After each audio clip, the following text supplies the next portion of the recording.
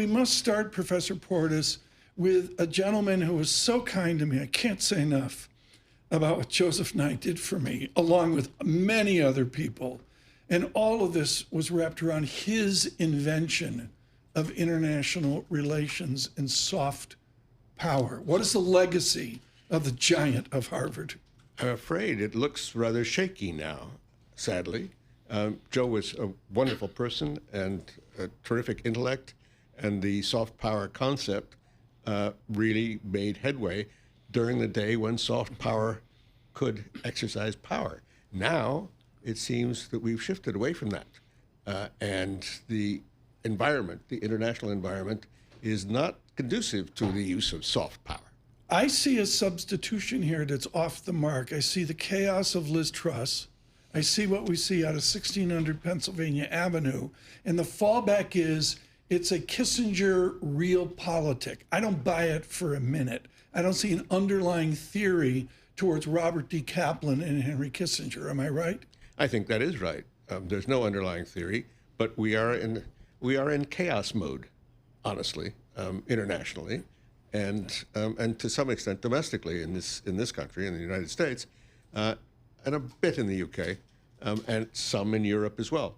So it's not good. The multilateral system is coming apart, and someone like Joe Nye, for example, was a great proponent and advocate of multilateral stability, and it's going.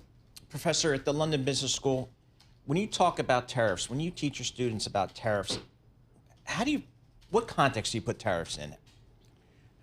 Tariffs are a legitimate trade tool in certain circumstances, but the kind of wide-ranging, blunt tariffs that the current administration is imposing seem to me to be very misguided.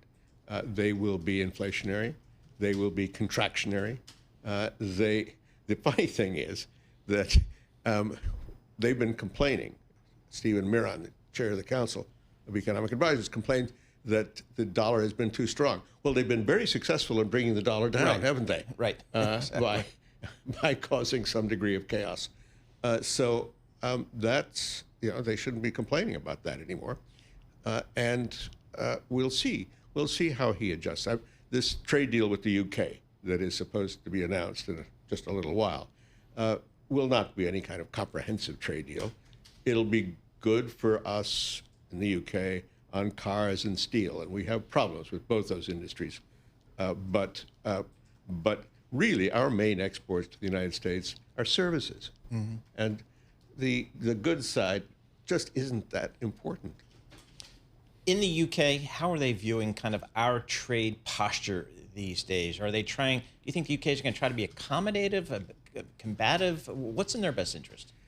I think Starmer is, the Prime Minister of the UK, is treading a very fine line and not quite clear which side of that line he's falling on, as between the European Union and the United States. And he's trying to have it both ways, good relationships with both, but it's not clear that that's going to be feasible. So he may, in due course, have to make some tough choices. If he will portray this deal that Trump is about to announce, he will portray that as a great step forward. As I've said, I don't think it's a great step forward. It's useful, but the baseline, as far as I understand from the press, the baseline 10% tariff will stay.